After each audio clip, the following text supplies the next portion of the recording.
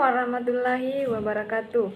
Perkenalkan, nama saya Febriana dari jurusan Pendidikan Luar Sekolah, Fakultas Ilmu Pendidikan, Universitas Negeri Makassar. Untuk memenuhi persyaratan dari mata kuliah Kapita Selekta, saya akan membahas satu topik, yaitu konsep pendidikan nonformal. Nah, yang pertama, apa sih pendidikan nonformal itu? Pengertian pendidikan nonformal adalah program pembelajaran yang terselenggara secara terencana dan lengkap dengan standar yang ada untuk meningkatkan pengetahuan, keterampilan, dan sikap diri peserta didik. Sesuai dengan jalur-jalur pendidikan menurut Undang-Undang Nomor 20 Tahun 2003 tentang Sikdiknas, dalam pasal 13 ayat 1 disebutkan bahwa jalur pendidikan terdiri atas pendidikan formal, non-formal, dan informal yang dapat saling melengkapi dan memperkaya.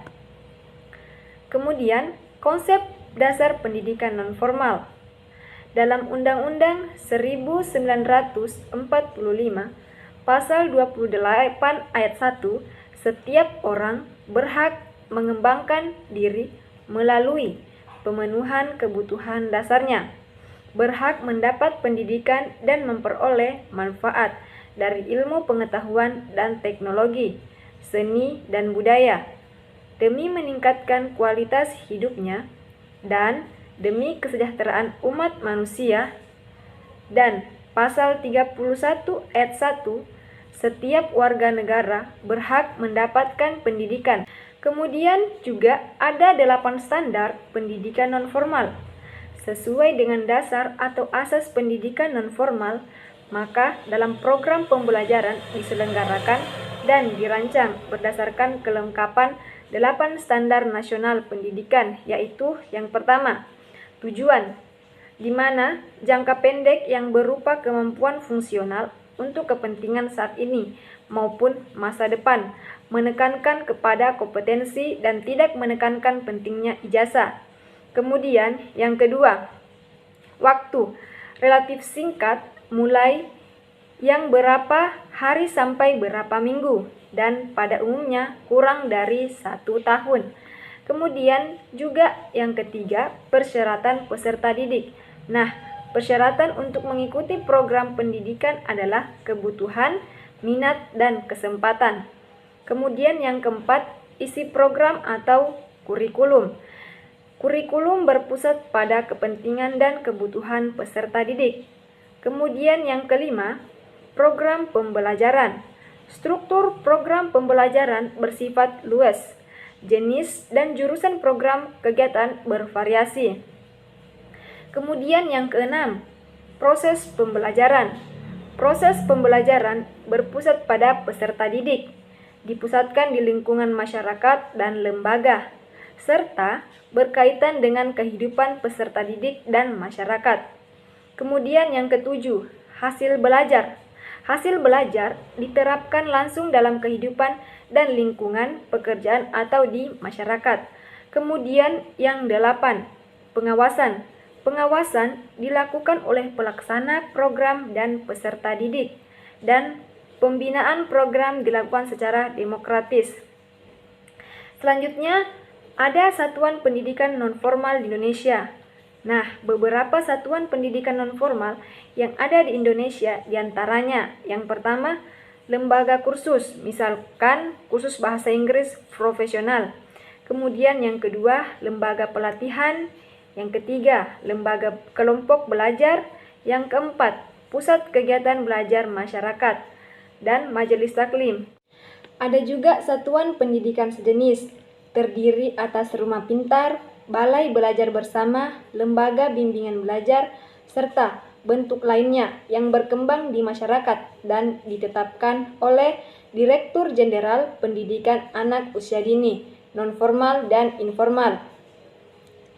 Kemudian, dalam Undang-Undang Republik Indonesia Nomor 2 Tahun 2003 tentang Sisdiknas pada pasal 26 disebutkan tentang pendidikan non-formal, yaitu yang pertama ayat 3. Pendidikan non-formal meliputi pendidikan kecakapan hidup, pendidikan anak usia dini, pendidikan kepemudaan, pendidikan pemberdayaan perempuan, pendidikan keaksaraan, pendidikan keterampilan dan pelatihan kerja, pendidikan kesetaraan, serta pendidikan lain yang ditujukan untuk mengembangkan kemampuan peserta didik.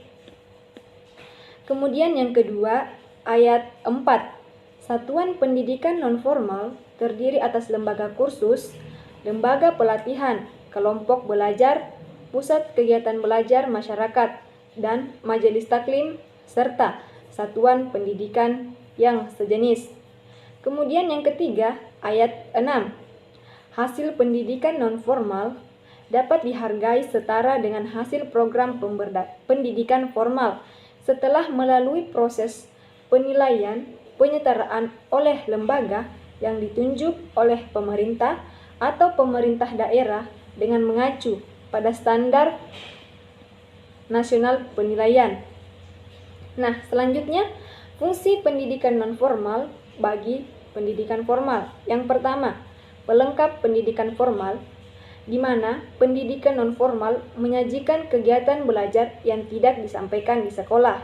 Kemudian, penambah pendidikan formal. Pendidikan non-formal sebagai tambahan pengalaman belajar bagi peserta didik. Kemudian yang ketiga, pengganti pendidikan formal. Pendidikan non-formal memberi layanan pendidikan bagi kelompok masyarakat kurang beruntung. Kemudian sebagai pilihan, pendidikan non-formal sebagai akses terpilih sebagai layanan belajar bagi kelompok masyarakat. Kemudian, tujuan pendidikan non-formal. Dalam hal ini, mengacu pada pengertian pendidikan non-formal di atas. Tujuan utama dari pendidikan di luar sekolah ialah berfungsi untuk mengganti, menambah, dan melengkapi pendidikan formal. Dan pada dasarnya, dalam pendidikan non-formal terdapat dua tujuan utama, yaitu yang pertama, untuk memenuhi kebutuhan belajar tingkat dasar, misalnya pengetahuan tentang alam, pendidikan keaksaraan, pengetahuan kesehatan dan gizi, pengetahuan umum dan kewarganegaraan, dan sebagainya. Kemudian yang kedua, untuk keperluan pendidikan lanjutan, melengkapi pendidikan tingkat dasar dan pendidikan nilai-nilai hidup, misalnya meditasi, pendidikan kesenian, pengajian, sekolah minggu, dan lain-lain. Seperti kita ketahui, setiap individu membutuhkan pendidikan dan pembelajaran di dalam hidupnya sepanjang hayat. Dengan mendapatkan pendidikan di luar sekolah, setiap individu dapat memperoleh pengetahuan dan pengalaman baru yang bermanfaat bagi perkembangan dirinya. Nah, namun cukup banyak anak yang tidak mendapatkan akses pendidikan karena berbagai alasan. Misalnya, karena kurangnya kesadaran dari orang tua akan pentingnya pendidikan, keterbatasan biaya, diskriminasi gender, dan lainnya. Hal inilah yang menjadi salah satu tujuan diadakannya pendidikan di luar sekolah, yaitu untuk memberikan akses pendidikan bagi anak yang tidak sekolah atau putus sekolah. Nah, selanjutnya, manfaat pendidikan non-formal.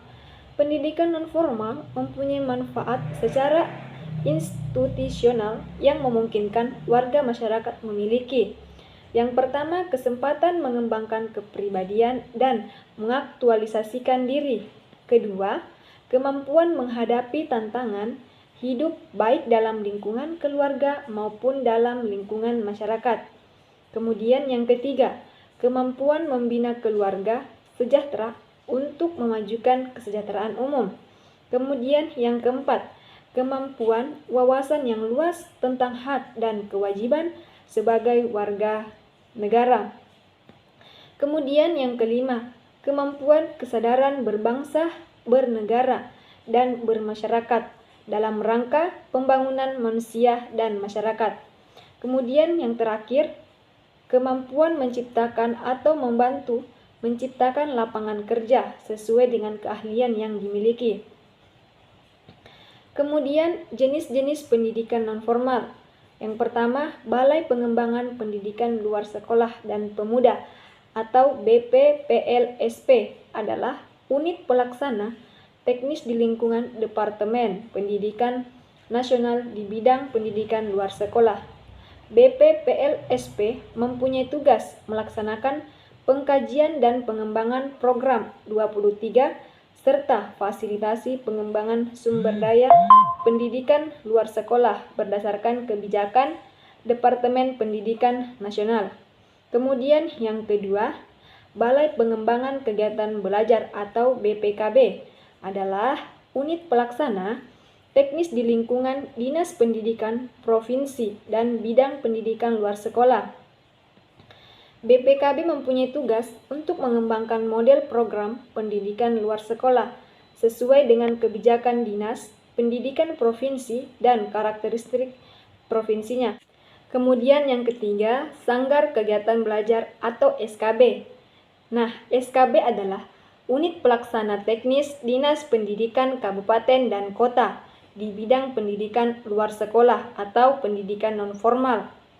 SKB secara umum mempunyai tugas membuat percontohan program pendidikan nonformal, mengembangkan bahan belajar muatan lokal sesuai dengan kebijakan Dinas Pendidikan Kabupaten dan Kota dan potensi lokal setiap daerah.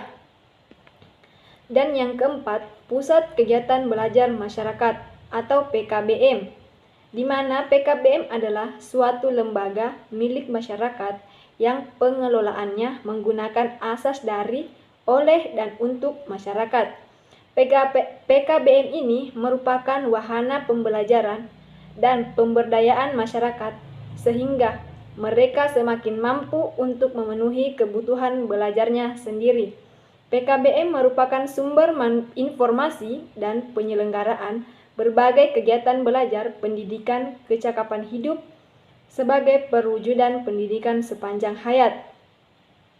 Kemudian yang kelima, lembaga pendidikan nonformal sejenis, di mana adalah lembaga pendidikan yang tumbuh dan berkembang di masyarakat yang memberikan pelayanan pendidikan nonformal berorientasi life skill atau keterampilan dan tidak tergolong ke dalam kategori-kategori di atas seperti LPTM, organisasi perempuan, LSM, dan organisasi kemasyarakatan lainnya.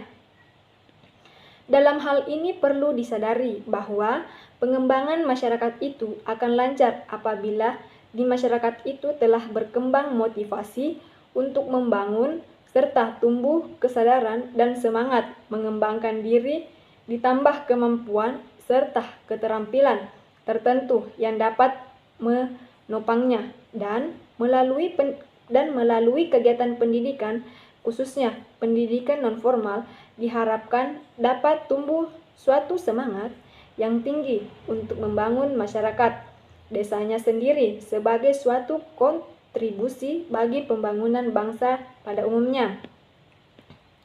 Kemudian juga contoh pendidikan nonformal. Nah, jalur pendidikan di luar sekolah ini dapat dibagi menjadi beberapa kelompok. Di antaranya yaitu Taman Kanak-kanak atau TK, Raudatul Hal atau RA, Taman Pendidikan Al-Quran, kelompok bermain, Taman Bermain Anak, lembaga kursus, sanggar, lembaga pelatihan, kelompok belajar, pusat kegiatan belajar masyarakat, dan majelis taklim. Sekian dari saya. Assalamualaikum warahmatullahi wabarakatuh.